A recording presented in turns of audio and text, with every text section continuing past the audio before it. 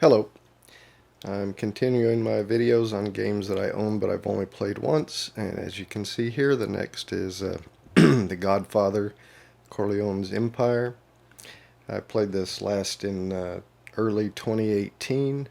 I think just from what I remembered at that time, I didn't think a whole lot about it. I'm a fan of the Godfather movies, so I thought it might be pretty good, but didn't really seem at that time that the theme came through to me. I went ahead and played it again yesterday so I could do this how to play video. So let's get on with setup, then we'll do how to play, a couple of example turns, and then I'll give you a couple thoughts on it. Alright, well, the first thing you do is unfold the game board and put it in the play area. Then you take the Don Corleone figure and put it on the Act 1 space of the Act track. Now, I will mention that these figures don't come painted. This is just, again, one of my very mediocre paint jobs. But anyway, so these figures will be painted, but the game doesn't come with them painted. Then you put the police car token on the first space of the phase track here. Alright, then you'll make individual piles of the 3 different types of money cards, and then the 4 different types of illegal goods cards. There's no need to shuffle, they're all the same. So you just put piles, create the individual piles, and place them near the board. Then you'll shuffle these 2 types of business tiles. You got blue and red. Shuffle them and create 2 stacks near the board. Then if you were playing a 4-player game, you would draw one of these blue tiles and place it in this empty business space in this section 1. If you're playing a 5-player game, you would draw 3 blue tiles and put 1 in the empty business space in turf 1. These are called turfs. Turf 1, turf 2, and turf 3, that would be up here. But in a 3-player game, you don't start with any during setup, and I'm playing a 3-player game. Next, you'll shuffle the job cards, which are these, and place them in a deck face down near the board. And then you'll place, depending on the number of players, you'll place a couple of these face up on the side of the board here where it says job. So in a 3-player game, we're going to place 3 of them. So there's 2 and 3. In a 2-player game, you just have 2. 3 or 4-player game, you have 3, and with 5 players, you'd put 4 out. Alright, you're also going to have these ally decks that say Act 1, Act 2, Act 3. For now, set Act 2 and Act 3 decks aside.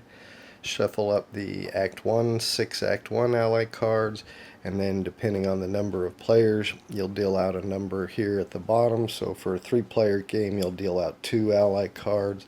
If you were playing a 4-player game, you'd deal out 3, and if you were playing a 5-player game, you'd deal out 4. So 3-player game, I'm going to shuffle and deal out 2.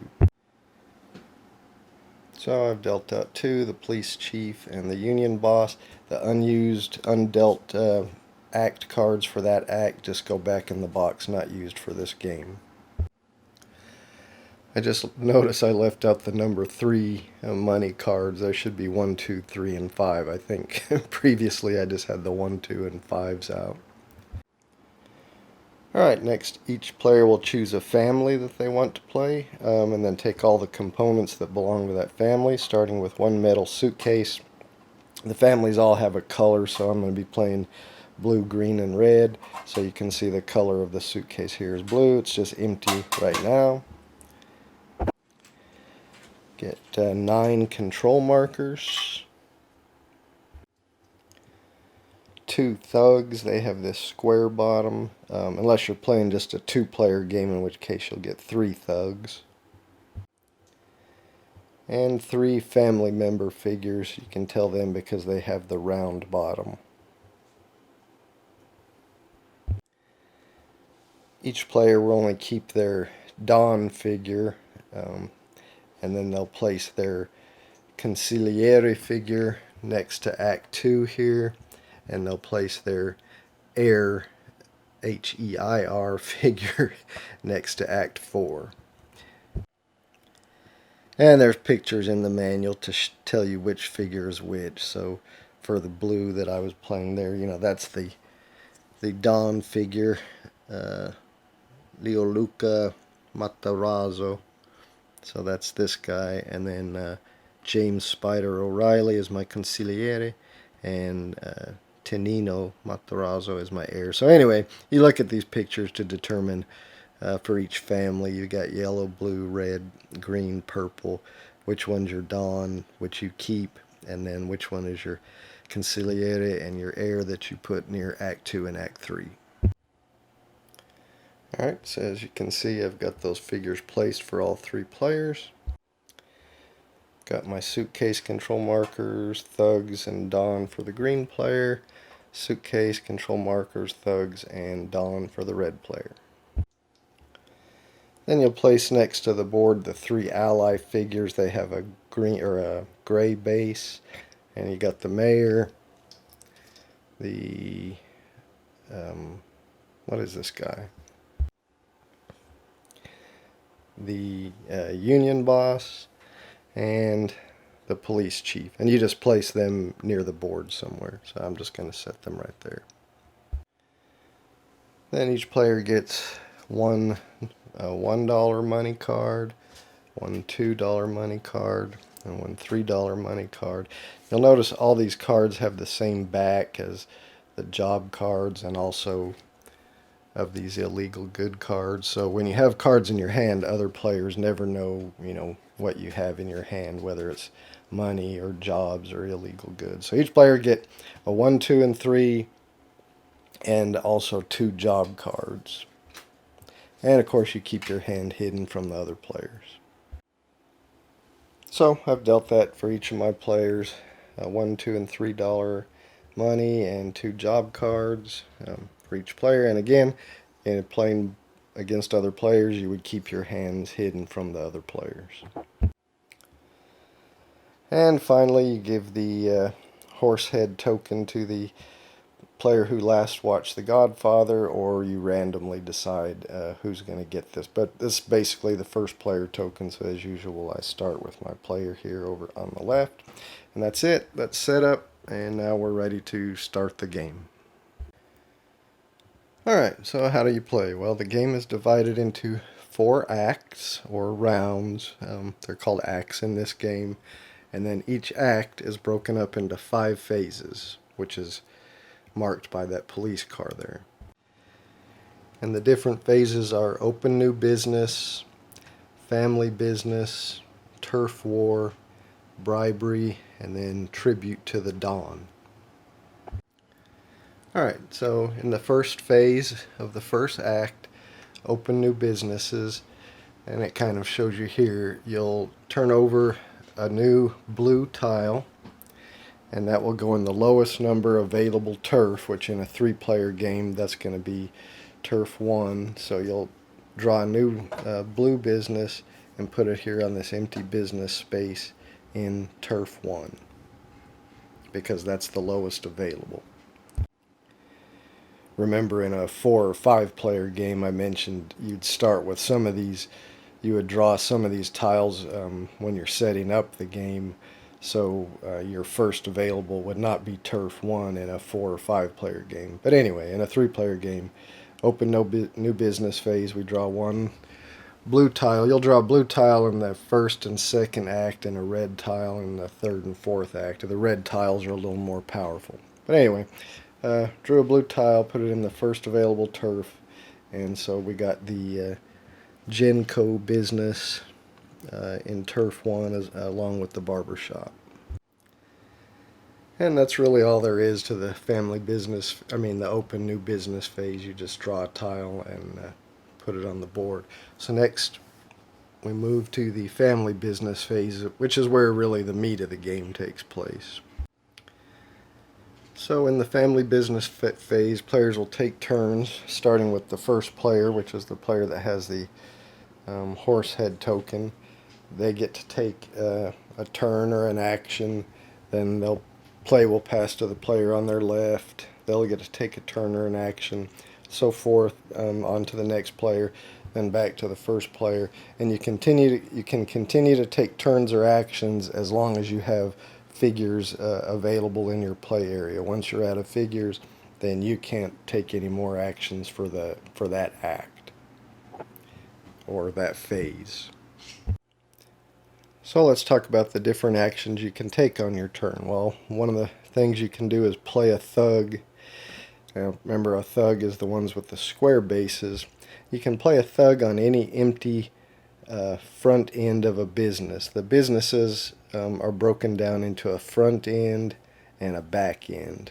You can see they all have that front end.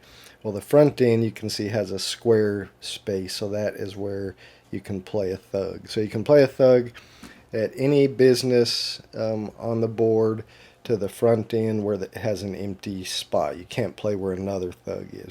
And when you play a thug to a spot, you get all the benefits of that spot. So for instance, this one lets you trade any one card from your hand for one of the illegal goods shown there. So that's a booze, a gun, or a blood money. And remember, those are cards up here, so you would just take one of those cards, depending on which one you chose, and add it to your hand. This space here lets you draw 2 job cards and keep one. The other one just goes into a discard pile. This one here lets you put money in your suitcase. So you could take one money card from your hand. You have to show it to the other players, and then you get to put it in your suitcase. And the reason that's important is because at the end of the game, only money that's in your suitcase counts towards your score, or your final score to win the game. This space just lets you take a gun card. This space just lets you take a blood money card. This space lets you trade 2 cards from your hand for $5. This space lets you get the first player token and take $1. And this space lets you get a booze card. Now, of course, there'll be other spaces added as the game goes on, as you turn out more businesses. Now, we haven't talked about control of a turf yet. We'll get to that later, but one thing I want to mention, when you play a thug to shake down the front end of a business and get that benefit, whoever controls that turf, they also get to get the same benefit that you got when you played your thug there. Alright, so besides playing a thug, another thing you can do on your turn is to play a family member. Remember, those are the ones with the round bases. Now you only start with one, but in Act 2 you'll get your consigliere, which is a family member, and in the final Act 4 you'll get your heir, which is a family member. So, when you play a family member, instead of playing them on these square spaces, you play them on these circular spaces, and they'll either be adjacent to 2 or 3 different areas. So like if you see this space here, if you played a family member there, you're adjacent to this space, and this space. And when you play a family member, instead of shaking down the front end of a business, you shake down the back end of the business. And you get to shake down the back end of all businesses that you're adjacent to. So, for instance, playing my Don family figure here, I can get the benefit of this back end of this business, the benefit of the back end of this business, and the benefit of the back end of this business. So I would get to draw 2 job cards and add one to my hand, discard the other. I would get to put 1 money card from my hand into my suitcase, and I would get to draw 1 gun. Now, as mentioned, some of these spaces are only adjacent to 2. Like if you go on this figure, on this space, you're only adjacent to Midtown and Chelsea. Now you'll see some of these spaces say for 3+, so if you're only playing with 2 players, you can't put one of your family members in one of these 3+ spaces. And one special space here is the Central Park. So when you play a family member in any of these spaces that are adjacent to Central Park, it has a back end space. It has no front end space, so you can never play a thug to Central Park, but if you play adjacent to Central Park, that's considered a back end space, so you would always get to add 1 money to your suitcase. And as I mentioned before, whenever you do that, you have to show the money card you're going to add to your suitcase to the other players. One rule I'll mention about money is you can never make change. You can't change in a 5 money card for a 3 and a 2, or 2 2s and a 1. There's never making any change or getting change. You have to take the exact cards that are shown, and that's it. I'm not exactly sure of the reason for that. I'm sure there is one that I could probably find on the forums if I wanted to look it up, but I don't know. I just wanted to mention that since it is a rule.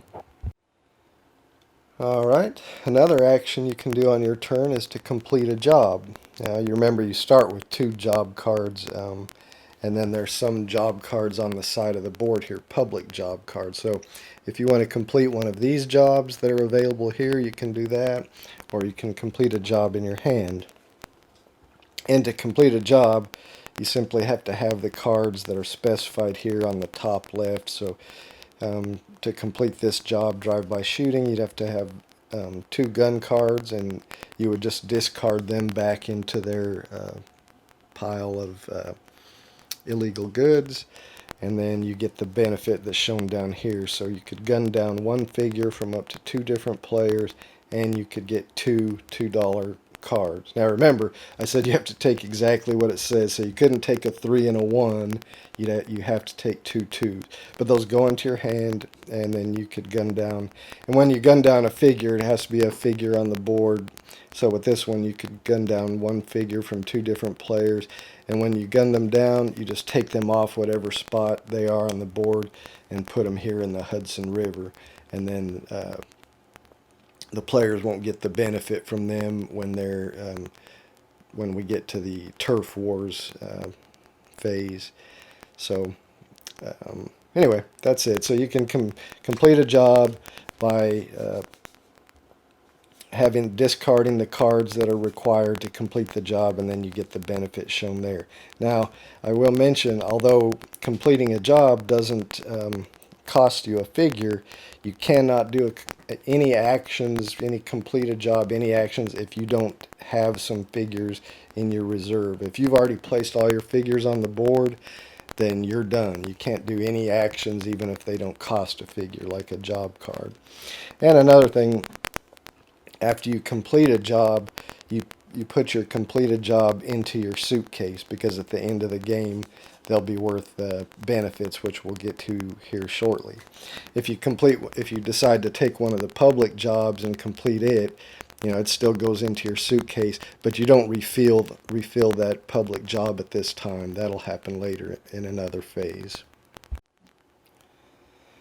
Alright, another action you can take on your turn is to play an ally card. Now at the beginning of the game, nobody has any ally cards. That'll come later. We'll get to another phase where you can acquire these. But if you do have an ally card in your hand, one of the actions you can do is to play your ally card. So you can only do that once per act, because when you play it, you just put it down in front of you, and then you can't play it again until the next act, which you'll get to pick it up here in a later phase. But to play an ally, you just put it down in front of you and play whatever its effect is. So for instance, if you had the police chief, you can move the police chief to a turf. Remember, the police chief is a neutral figure over here. So you can move him to a turf,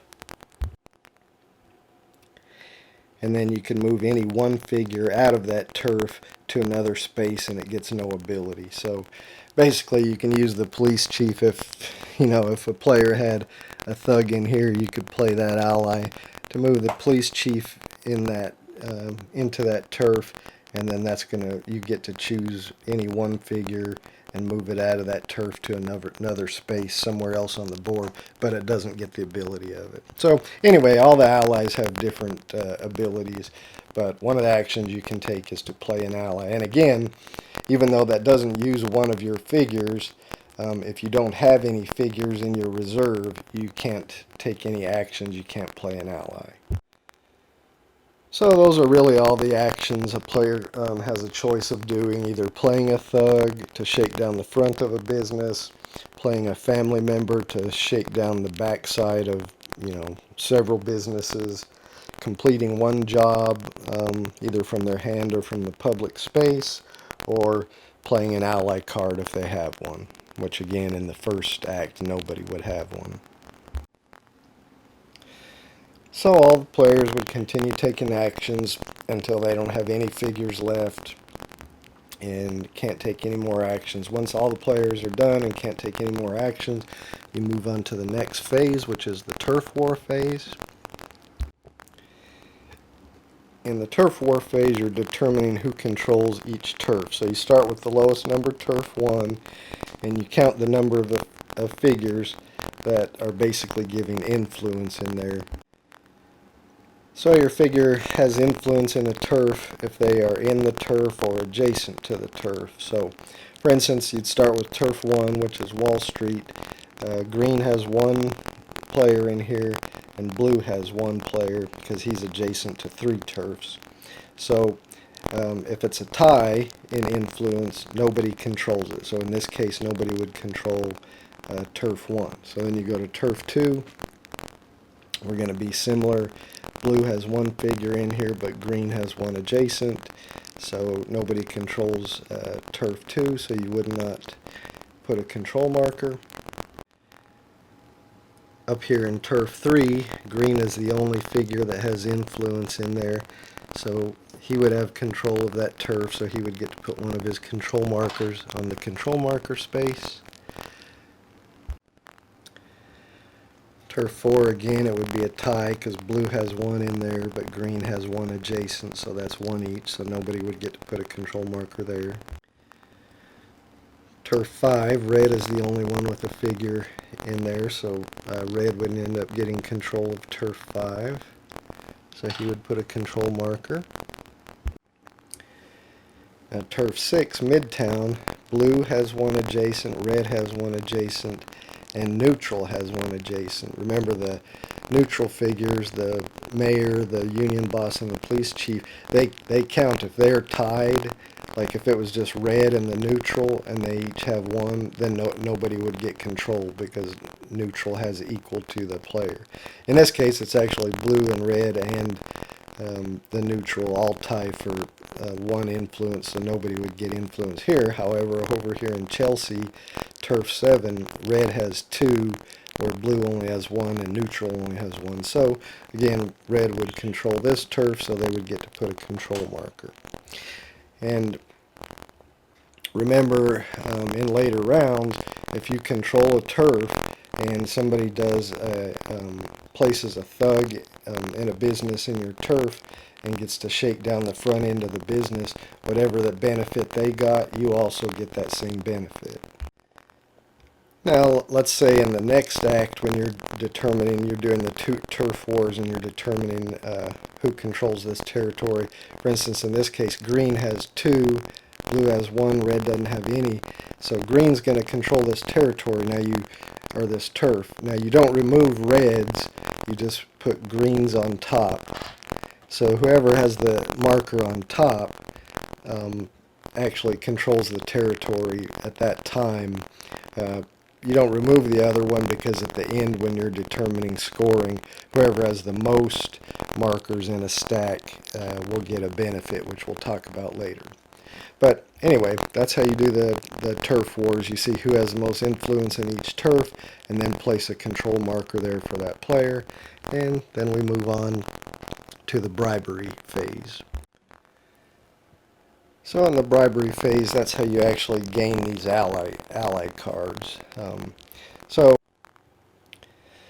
if you decide you want to acquire one of these ally cards, you can basically bid to try to bribe one of them. So what you can do is you can only bid with money that's in your suitcase.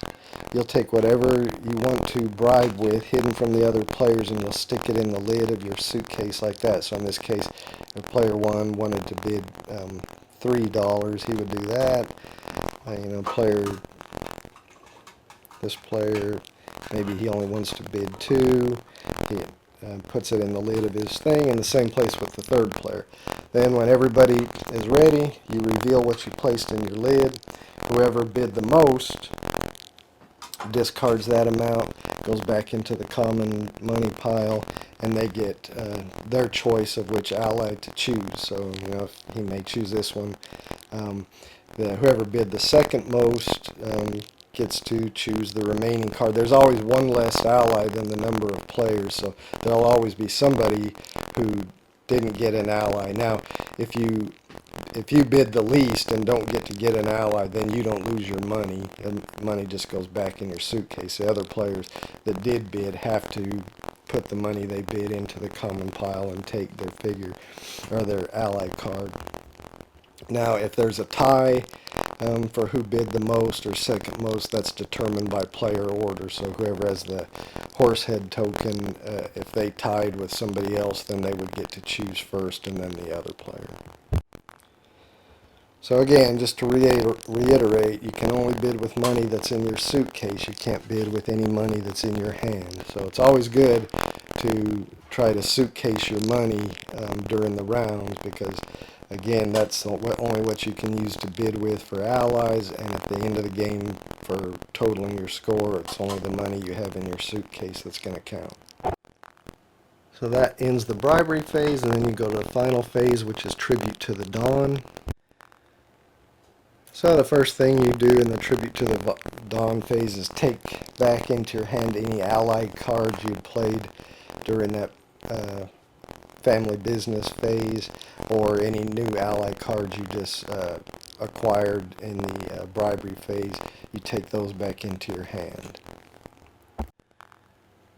Alright, the next thing in the Tribute to the Dawn phase is you have to look at the current act and discard down to the number of cards shown on the current act. So in Act 1 and Act 2 you can only have 5, Act 3 you can have 6, and at the end of Act 4 you can only have 2. So at the end of the first act in the Tribute to the Dawn phase, after you've picked up your ally cards, you have to discard cards in your hand down to 5.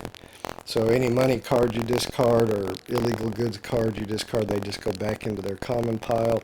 If you discard job cards, they go into the job card discard pile. If you decide to discard an ally, it just goes out of the game. That's the end of the Tribute to the Dawn phase. And then actually there's a phase not on the board, kind of a cleanup phase called the Entracte phase. And the first thing you'll do in that phase is all figures will be removed back to players area, or the neutral figures will go back to the side of the board. So all players will grab their figures off of the board, and like I said, move any neutral figures back off to the side of the board. If you had any gunned down figures in the Hudson River, you would also retrieve those at this time. You move the Don Corleone figure to the next act. If you're going into Act 2, like we showed here, then players would get to retrieve their consigliere figures, and that gives them an extra figure to play going forward. If you're going into Act 4, then you get to retrieve your heir figure, and that of course gives you an extra figure to play with going forward. And those are all family member figures. Then at this time you would replace any public job cards that have been taken. You would draw another one from the job card pile and place it there. And if any ally cards weren't bribed and remain on the board, you remove those. So you would remove these Act 1 cards. Then you would take since you're going into Act 2, you would take and shuffle up the Act 2 ally cards and deal, of course, again, depending on the number of players. And if you're going into Act 3, you would use the Act 3 ally deck. There is no ally deck for Act 4. And with all that done, you move your police car back to the first phase of the new act and start with the open new business phase. Alright, well, let's talk about winning the game. So after you finish Act 4, and remember in Act 4 the bribery phase is crossed out because there will be no bribery phase. You won't bid on allies. So in the end of game, after the end of Act 4, remember during the Tribute to the Dawn, you had to discard down to 2 cards. You can now put those cards, if they're money cards, you can put those cards in your suitcase. You can't put job cards or illegal good cards. If the 2 cards you kept, or one of the 2 cards, one or both of the 2 cards you kept are money cards, they go into your suitcase. Otherwise, they just get discarded. After you've done that, you'll take all the cards out of your suitcase and hold on. And you'll separate them into piles. If you're separating, remember you could have job cards from completed jobs. If you do, separate them into piles based on their colors. Like so.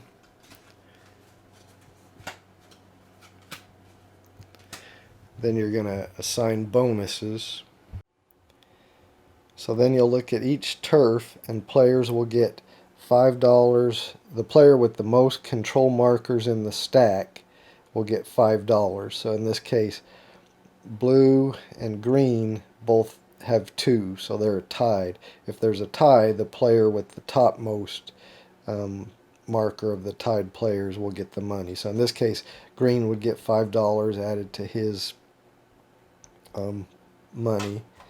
And you go through each turf. In this case, red's got 2, blue's got 1, and green's got 1. So even though blue's got the topmost, red has more, so he would get $5 for that turf. So you do that for each turf. Then the players will see who has the most of each color of job card.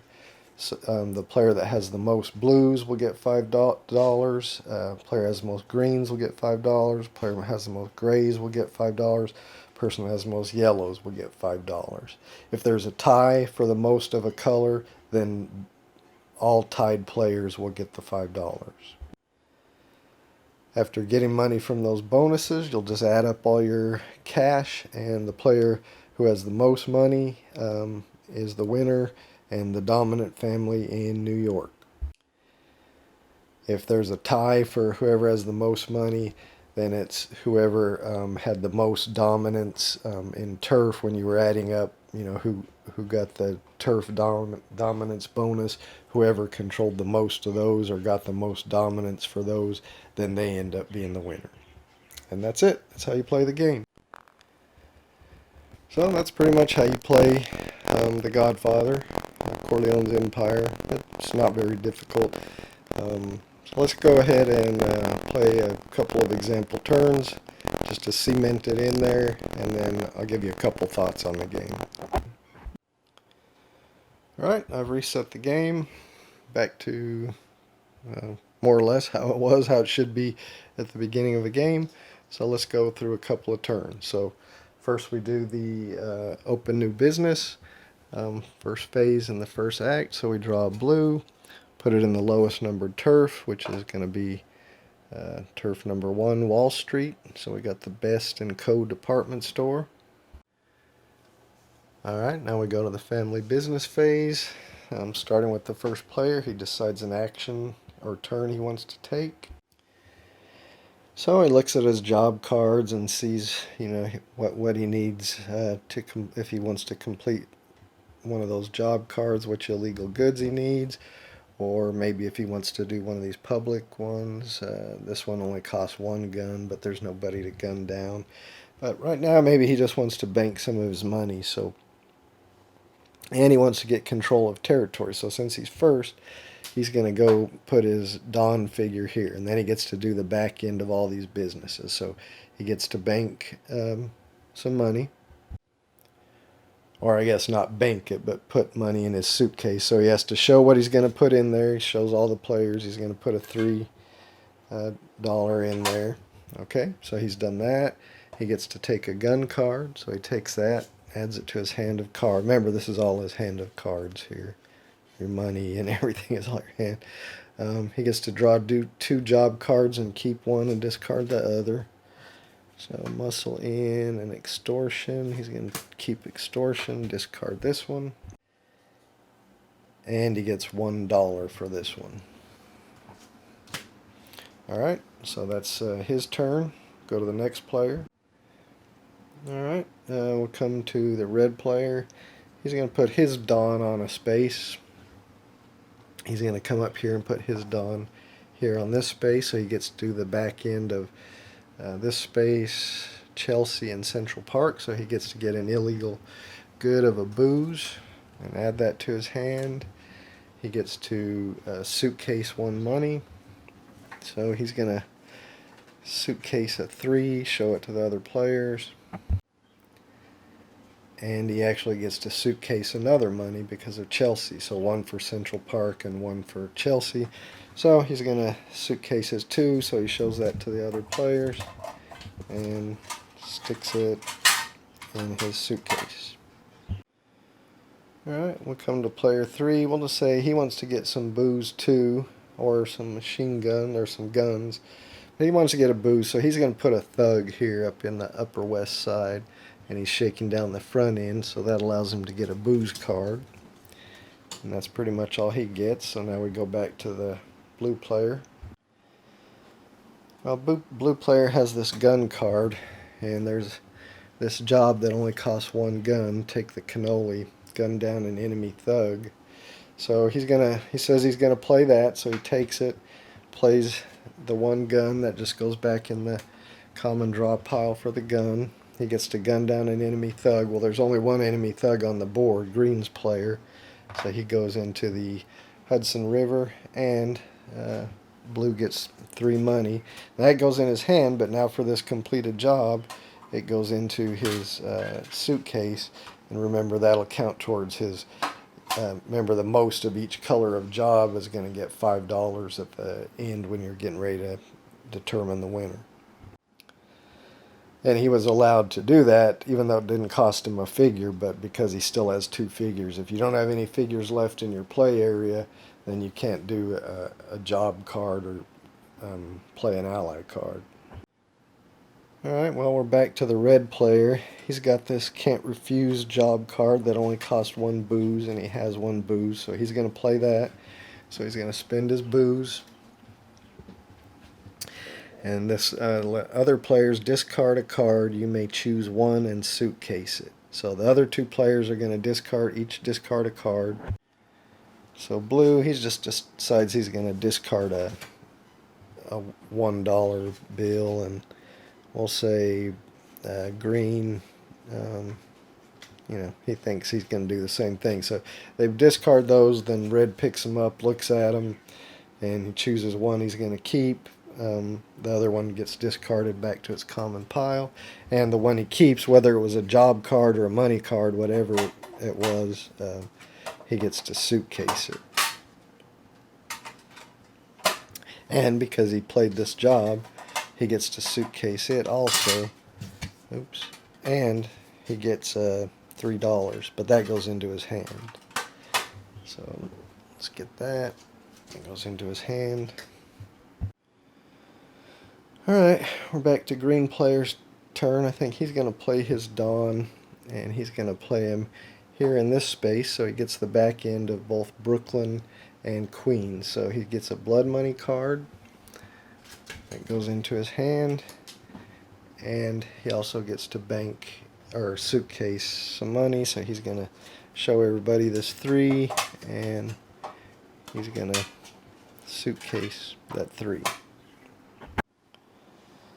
Alright, back to blue. He's going to play a thug. He's going to play it here at the Best and Co departments, where he gets to discard 1 card and get $5 into his hand. So he's going to discard this 1, and he gets to get 5. That's a pretty good trade. Alright, we're back to the red player. He thinks he's gonna... What is he gonna do? He wants to get the first player token, so he's gonna play up here.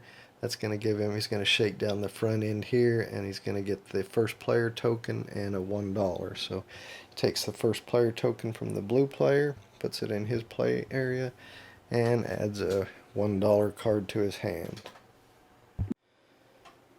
Alright, back to the green player.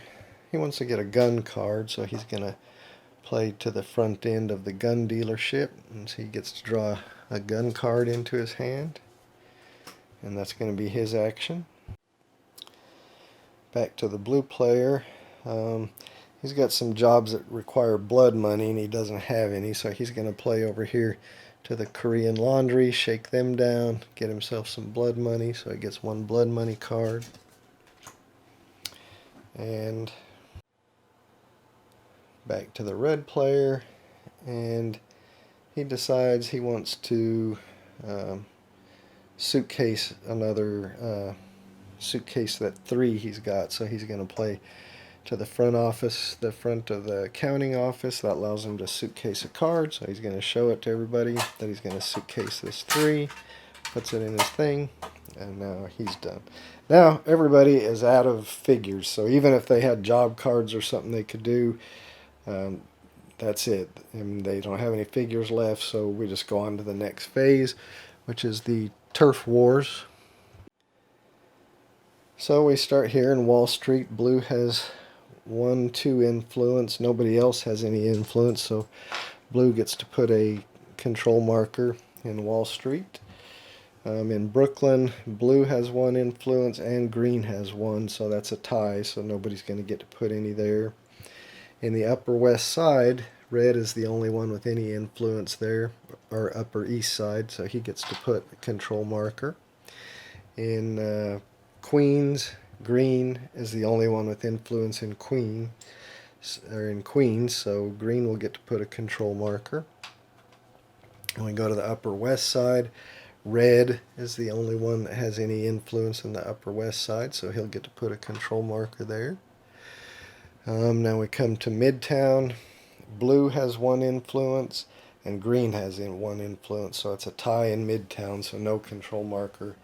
And then finally in Chelsea, blue has 1 influence, but red has 1-2 influence, so red will have control there, so he gets to put a control marker. That's all the sections. So now we go on to the bribery phase. So this is where players will, if they want to try to bid to get one of these ally cards, so they'll decide and put whatever they want to bid in the lid of their suitcase. So player 1 only has 2 cards in his suitcase, so he'll put a 3 in there, and you hold it up like this so the other players don't see what you bid, but obviously I can't leave it like that playing by myself. So we'll say this player, what has he got? He's only got 1 card also, so he'll bid that. Again, he would be holding it like that. And this player, he's got quite a bit, so we'll say he's going to bid 4. So he puts it in his lid like that. Alright, so then everybody reveals, alright, I've got 4, I've got 3, I've got 3. So the person who bid 4 gets first choice. He's got to discard his money that he bid, and he's going to take the police chief. Now, the other 2 players both bid 3, so then it goes in player order. Well, because red's now the first player, the next player is green, so actually green gets to choose. So he'll pay his 3 and take the tax advisor, and since there's none left, blue just gets to keep his money back in his suitcase. Alright, now we go to the tribute to the dawn phase. So players that had played an ally or just acquired an ally place that card into their hand.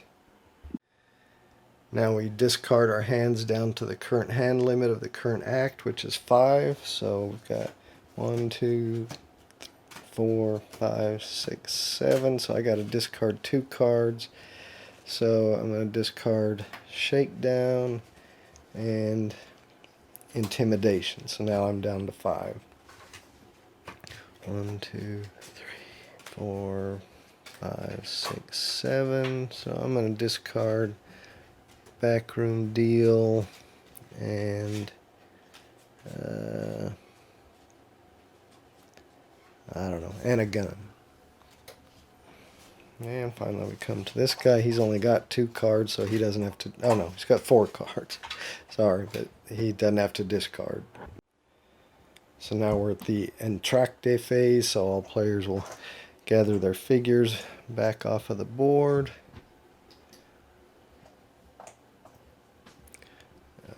If a neutral figure would play, it would go off the side of the board. Then we advance the Don Corleone figure. All players will now, because we're in Act 2, will get their Consigliere figure.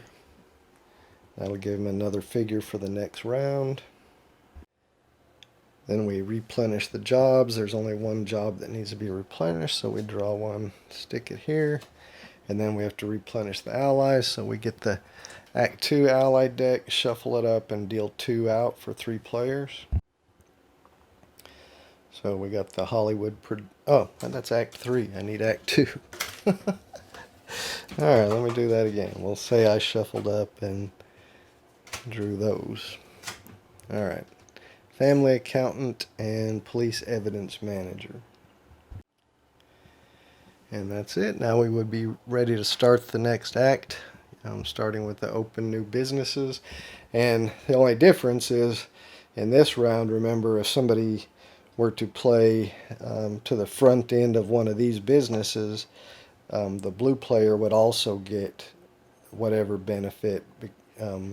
So if green played here, he'd get to draw 2 job cards and keep 1. Well, blue would also get to do that. If green played here, he'd discard a card for $5. Blue would also get to do that because he controls the territory. So same thing in these spaces, red, and same thing there with green. Now, that doesn't apply again to the back end spaces. So if somebody plays a family member to one of the circular spaces to get the back end bonus, the player that controls that turf does not get that. It's only if somebody plays to the front end, the player that controls that turf gets it. So anyway, that's we went through a round. I think that should pretty much explain and just let you see how it plays. My thoughts on it are, I think I liked it a little more this time than I did the first time I played it. I'm still not sure that I feel like I'm, getting a lot of Godfather theme from it. I mean, I guess there's a little bit, but I think playing it with other players, it would probably be fun, and maybe you'd get a little more of that, take that kind of thing out of it than you do just playing it by yourself. So again, I think it seems like it would be, and it's actually a pretty quick game, so it seems like it would be fun playing it with other players. Definitely not great to play by yourself. And a little bit of theme. I don't get a lot of Godfather theme out of it, but I'll say a little bit of theme in there. I guess that's it. After 2 total plays, I can't really give any balance or, if there's any cards overpowered that ruin the game or anything like that. So anyway, thanks for watching. I hope you enjoyed it.